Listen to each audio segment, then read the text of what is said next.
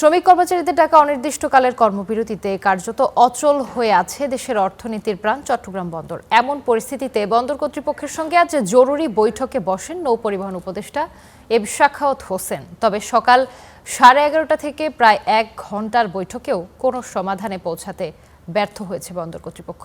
চট্টগ্রাম থেকে আরও জানাচ্ছেন সৈয়দ তাম্মিম মাহমুদ।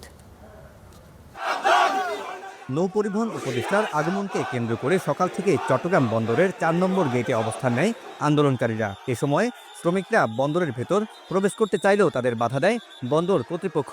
এ সময় শুধুমাত্র নৌ পরিবহন বিভাগের শ্রমিকদের ছাড়া কাউকে ভেতরে প্রবেশ করতে দেয়নি তারা। আমাদের লোকগুলোকে প্রেশার ক্রিয়েট করা হয়ে ওই মানুষগুলোকে নিয়ে যাচ্ছে জাহাজ চালু করার জন্য।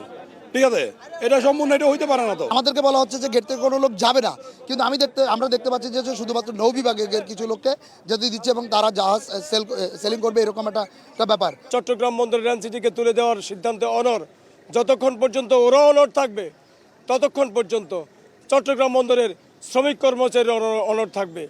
সকাল 10:30টার কিছু পর নৌ পরিবহন উপদেষ্টা বন্দরের গেটে পৌঁছলে তাকে ঘিরে স্লোগান দিতে থাকেন আন্দোলনকারীরা। এ সময় উপদেষ্টা তাদের থামানোর চেষ্টা করেন। পরে 11টায় বন্দর কর্তৃপক্ষের সঙ্গে বৈঠকে বসেন তিনি। তবে কোনো সমাধান ছাড়াই শেষ হয় ওই বৈঠক। সিদ্ধান্ত আমি ওনাদের সাথে কথা না বলে নেইনি, ওনাদের সাথে কথা হবে।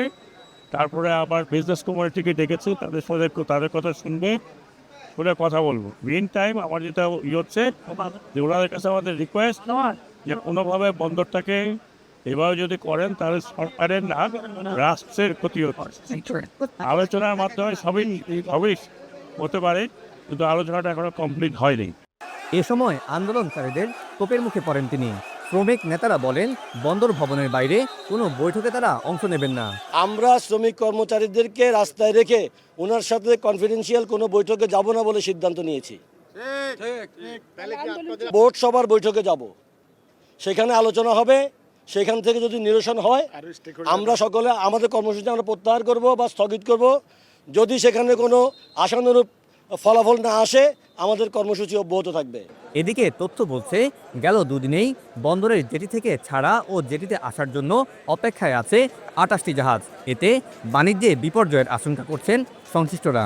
আমরা বার্থ অপারেটররা প্রতিদিন গড়ে 30 থেকে 35 লাখ টাকা করে আমাদের সম্মিলিতভাবে আমাদের ক্ষতি হয়েছে, যেটা আমাদের সামনে রোজার সময় শ্রমিকদের ঈদ বোনাস এবং স্যালারি সহ সবকিছু পেমেন্ট করতে আমাদের খুব দুরূহ হয়ে পড়বে। এদিকে লাগাতার কর্মবিরতির ফলে আটকে আছে প্রায় 14,000 একক রপ্তানি পণ্যের কন্টেইনার।